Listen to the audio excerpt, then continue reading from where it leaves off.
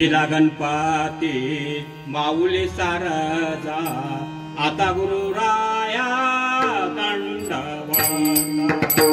गणपती माऊली Sharjah आता गुरुराया दंडवता नमिला गणपती माऊली Sharjah आता गुरुराया दंडवता आता गुरुराया दंडवत आता गुरुराया दंडवत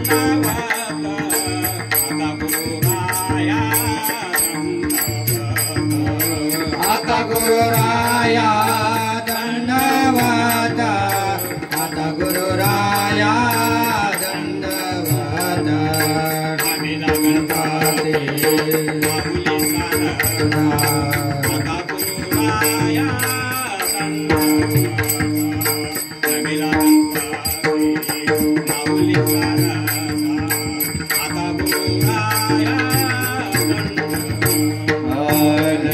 गणपती माऊली सारदा आता गुरुराया दंडवत नमिला गणपती माऊली सारदा आता गुरुराया दंडवत आत्मरूप गणेशू केल्या स्मरण सकळ विद्यांचे अधिकरण तेची वंदू श्री चरण श्री गुरूंचे हे नमस्कार आता माझ्या विठोबाचा कैसा प्रेम भाव आपणच देव होय गुरु पडिये दे भाव पुरवी वासना अंती त्यापणा पाशी न्यावे. प्रस्तुत सेवेला आरंभ करण्यापूर्वी अभंग इतका मार्मिक आहे, सुंदर आहे, परंतु वेळेअभावी आपल्याला शॉर्टमध्ये जायचं. कारण विटेवरी ज्याची पावले समान असा तो भगवंत. त्या भगवंताला कोण ओळखत नाही. 4 वेद 6 शास्त्र 18 पुराण सर्व ते देवाला जाणतात, ओळखतात. परंतु सामान्य माणसाला देव कळला नाही, देव ओळखता आला नाही. याच्यासाठी जो गोकुळामधून ज्यांनी अवतार घेतला तो पंढरपूरचा पांडुरंग. त्या पांडुरंगाला सुद्धा बुडते हे जन न देखवे डोळा त्याकरता त्यांनी आळंदीमध्ये संतांच्या रूपानं अवतार घेतला. अवतार पांडुरंग नाव ठेवले ज्ञानी. देव होता, पांडुरंग हा देव होता, परंतु सर्व जगाच्या कल्याणा करता ते संत झाला. कोण? ज्ञानेश्वर महाराजांच्या रूपाने संत झाले. आणि संत झाल्यानंतर सर्वसामान्य लोकांना, कारण त्या काळामध्ये एक गुरु आणि एकच शिष्य असायचा. परंतु माऊलीने काय केलं? कारण अवतार पांडुरंगा देवाचा अवतार आहे. देवाचा अवतार संतांनी घेतला. संत म्हणजे गुरु. आणि गुरुने अवतार घेतल्यानंतर त्यांनी ज्ञानेश्वरी, अमृत अनुभव आणि हरिपाठ नावाचे ग्रंथ निर्माण केले. त्यासाठी आपल्यासाठी तयार केले. परंतु आपल्यासाठी तयार केल्यानंतर प्रगट गुह्य बोले ईश्वर तरीही पण लोकांना ते काही कळलं नाही. त्यासाठी हिजगिरी संप्रदायामध्ये, संप्रदाय एकच, वारकरी संप्रदाय, हिजगिरी संप्रदाय एकच, पण वारकरी संप्रदायामध्ये पेकलिया शेंदे कडूपण गेले म्हणजे टाइम लागतो. काय लागतो? बहुत जन्मांतरे. परंतु आपल्या हिजगिरी संप्रदायामध्ये ज्या क्षणी अनुग्रह झाला त्या क्षणी मुक्त झाला. बंधन काय आपल्याला बोलूच नाही.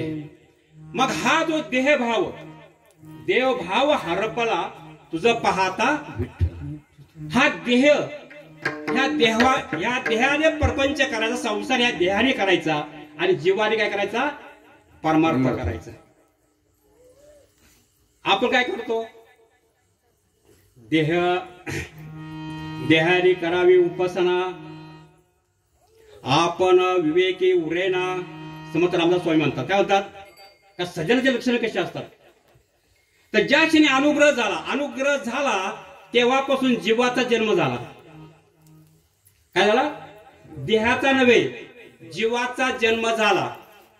त्याला म्हणतात आस्था, त्याला म्हणतात इच्छा. म्हणजे पहिला आपला जो जीवाचा जन्म झाला, म्हणजे देहाचा जन्म आईवडिलांपासून होतो, पण जीवाचा जन्म अनंत आहे, अनंत रूपे अनंत विषय असा हा जीव आहे. देहात जातो, पण जीव मात्र परमार्थ पुढे करतो. काय करतो? हा आकार नाहीसा होतो. बडे बाबांचं काय झालं, आकार फक्त रूप नाहीसं झालं, परंतु जीवाचा जो काय आहे परमार्थ तो वाढलाय. काय झालंय? कारण जीवाला मरण नाही, मग जीवाने परमार्थ करायचा असतो. आणि तो परमार्थ आपण बडे बाबांनी नेहमी सांगायचं, आम्ही गाडीमध्ये फिरायचं, गाडीमध्ये फिरता असताना ते बाबा नेहमी सांगायचे, काळे महाराज तुम्ही पुढे येऊन बसा.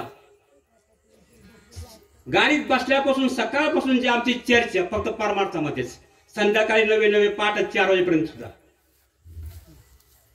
त्यामुळं काय झालं, त्यामुळे अभ्यास न करता काही न करता गुरुची कृपा झाली. आणि गुरुची कृपा झाल्यानंतर जीवाचा अनुग्रह झाला. म्हणजे काय झालं? आस्था. पहिले आस्था निर्माण होते. काय होते? आस्था निर्माण होते जीवाची. भाई मी गुरु करावं. आस्था निर्माण झाल्यानंतर पुढे प्रयत्न करावा लागतो. तुम्हाला नाम दिलं ना, नाम दिलं म्हणजे जीवाचा जन्म झाला, इच्छा झाली मला गुरु करायचा आहे. नंतर तुम्ही प्रयत्न करता. काय करता? अनुष्ठान करणं, नामस्मरण करणं. काय करता? नामस्मरण करता करता तुम्ही काय करता? प्रयत्न करता. पहिला आस्था, नंतर प्रयत्न. आणि प्रयत्न करता करता जर फळ नाही मिळलं तर बाबांनी सांगितलंय, घनादिश जो इच्छा सर्व मनांचा, मुळारंभ आरंभ तो निर्गुणांचा. सकाळचं भजन नाही सांगितलं, दुपारच्या पारी धन्य धन्य व प्रदक्षिणा. म्हणजे का सांगितलं? का आम्ही प्रयत्न, आम्हाला आस्था निर्माण झाली, आम्ही प्रयत्न केला, प्रयत्न करता करता आम्हाला फळ मिळावं म्हणून आम्ही प्रार्थना केली. आणि प्रार्थना करता करता महाराज जर तुम्हाला ती फळ प्राप्ती झाली, आणि फळ प्राप्ती झाल्यानंतर तुम्हाला अनुभूती आली, आणि अनुभूती आल्यानंतर काय झालं?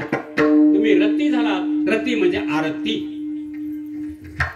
हा परमार्थाचा पाय आहे महाराज. पहिला आस्था निर्माण व्हायला पाहिजे, दुसरा तुम्ही प्रयत्न केला पाहिजे, प्रयत्न केल्यानंतर प्रार्थना केली पाहिजे, प्रार्थना केल्यानंतर प्राप्ती झाली पाहिजे, आणि प्राप्ती झाल्यानंतर तुम्हाला अनुभूती आली पाहिजे, आणि अनुभूती आल्यानंतर आरती. आरती अनंत भुजा विठू पंढरी राजा, न चलते उपचार मने सारली पूजा. आरती अनंत भुजा परेशी पार नाही, न पडे निगमा ठाई, भुलला भक्ती भावे. असा कोण? विटेवरचा पांडुरंग. आपल्या इजगिरी संप्रदायामध्ये, नव्याने वारकरी संप्रदायामध्ये ही आरती सकाळच्या पारी पांडुरंगाच्या देवळामध्ये काकडा होतो, आणि ज्ञानेश्वर महाराजांच्या आळंदीमध्ये काकडा होतो. काकड्याच्या वेळेस ह्या आरती म्हटली जाते. ही आरती कशी आहे?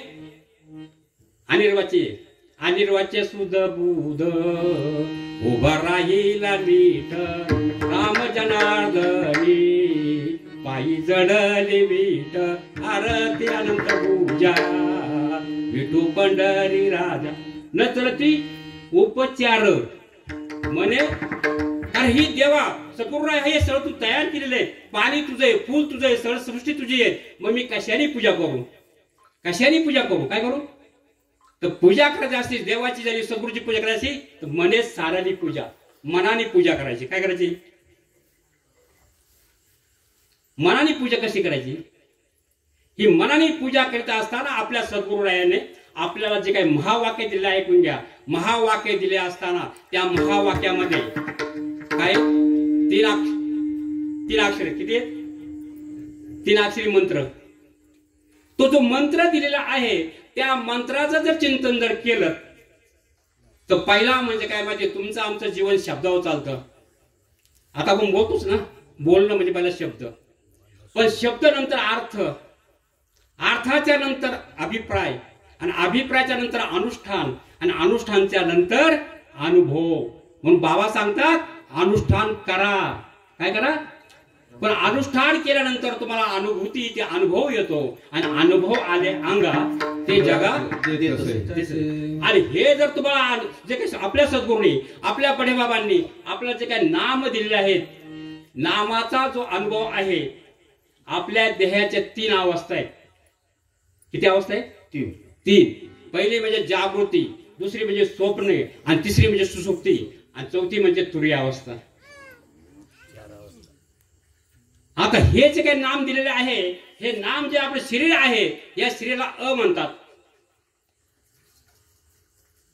जे दुसरं आहे त्याला काय म्हणतात, ओ म्हणतात.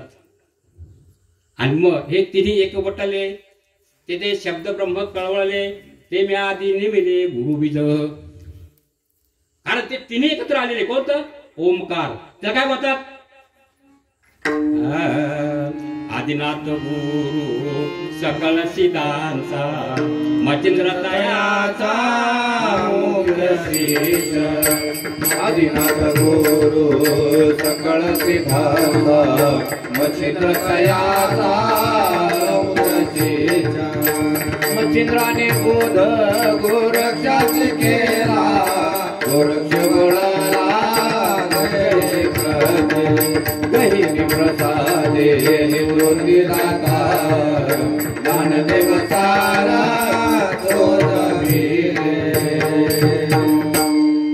आपल्या ह्या देहामध्ये जगात तीन अवस्था आहेत. म्हणजे जागृती अवस्था.